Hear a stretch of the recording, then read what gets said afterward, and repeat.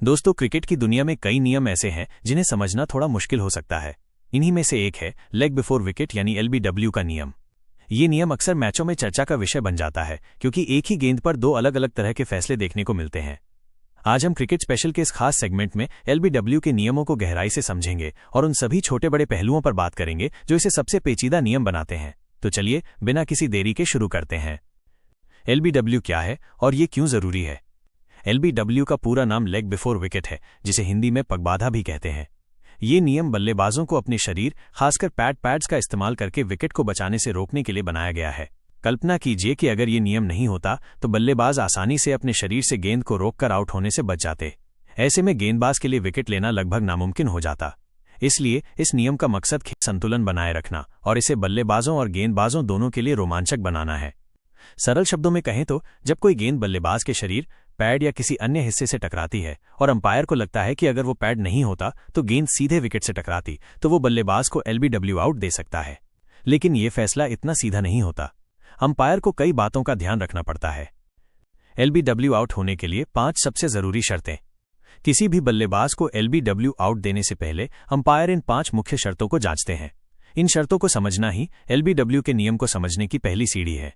1. गेंद का फेयर होना। सबसे पहले यह जरूरी है कि गेंदबाज ने नो बॉल नहीं फेंकी हो। अगर गेंद नो बॉल होती है तो बल्लेबाज किसी भी सूरत में एलबीडब्ल्यू आउट नहीं हो सकता। 2.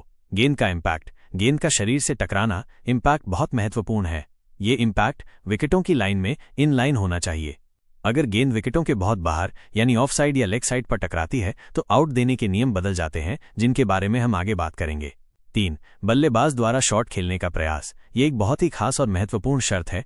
अगर बल्लेबाज ने गेंद पर शॉट खेलने की कोशिश नहीं की और उसने गेंद को जानबूझकर पैड से रोका है तो एलबीडब्ल्यू का फैसला आसानी से दिया जा सकता है। लेकिन अगर बल्लेबाज ने शॉट खेलने का प्रयास किया था तो नियम थोड़ा अलग हो जाता है। 4. Ball tracking.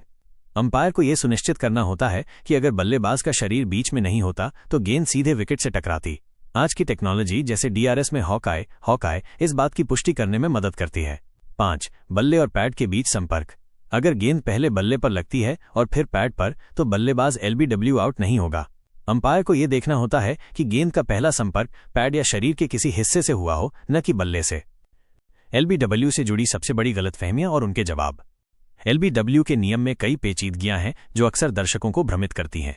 आइए इन पर विस्तार से चर्चा करें। गलतफहमी 1. क्या ऑफ स्टंप के बाहर पिच होने वाली गेंद पर एलबीडब्ल्यू आउट नहीं होता? यह सबसे आम गलतफहमी है। इसका जवाब है होता है, लेकिन कुछ खास शर्तों के साथ। क्या है असली नियम? अगर गेंद ऑफ स्टंप के बाहर पिच होती है और बल्लेबाज शॉट खेलने का प्रयास नहीं करता, यानी वो गेंद को जानबूझकर छोड़ देता है, तो अगर गेंद का इम्पैक्ट विकेटों की लाइन में हो और वो स्टंप से टकराने वाली हो तो बल्लेबाज को एलबीडब्ल्यू आउट दिया जा सकता है। लेकिन अगर बल्लेबाज शॉट खेलने का प्रयास करता है तो भले ही गेंद ऑफ स्टंप के बाहर पिच हुई हो, उसे एलबीडब्ल्यू आउट नहीं दिया जाएगा। गलतफहमी 2. लेग स्टंप के बाहर पिच होने वाली गेंद पर एलबीडब्ल्यू आउट नहीं होता? यह बिल्कुल सही है। अगर गेंद लेग स्टंप के बाहर पिच होती है तो बल्लेबाज को एलबीडब्ल्यू आउट नहीं दिया जा सकता। इस नियम को इसलिए बनाया गया है ताकि गेंदबाज जानबूझकर बल्लेबाज को चोट पहुंचाने के इरादे से उसके पैरों पर गेंद न फेंके। गलतफहमी 3. पैड से गेंद को रोक लेना हमेशा एलबीडब्ल्यू आउट होता है? नहीं, यह हमेशा सही नहीं होता। जैसा कि हमने पहले बताया, ये इस बात पर निर्भर करता है कि गेंद कहां पिच हुई है और क्या बल्लेबाज ने शॉट खेलने का प्रयास किया है या नहीं। अगर गेंद का इम्पैक्ट ऑफ स्टंप के बाहर हो और बल्लेबाज ने शॉट खेलने की कोशिश की हो तो भले ही गेंद पैड पर लगी हो, उसे आउट नहीं दिया जाएगा। डीआरएस और एलबीडब्ल्यू का रिश्ता, अंपायर्स कॉल।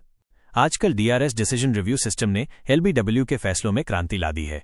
डीआरएस में हॉकाई तकनीक का इस्तेमाल होता है जो ये दिखाती है कि गेंद कहां पिच हुई, कहां इम्पैक्ट हुआ और क्या वो विकेट से टकराने वाली थी। हॉकाई के 3 संभावित परिणाम होते हैं। 1. आउट। अगर हॉकाई दिखाता है कि गेंद पूरी तरह से विकेट से टकराने वाली थी।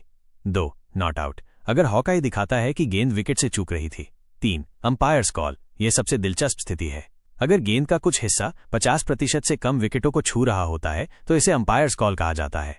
इस स्थिति में मैदानी अंपायर का फैसला ही मान्य होता है, यानी अगर अंपायर ने आउट दिया था तो आउट ही रहेगा और अगर नॉट आउट दिया था तो नॉट आउट ही रहेगा।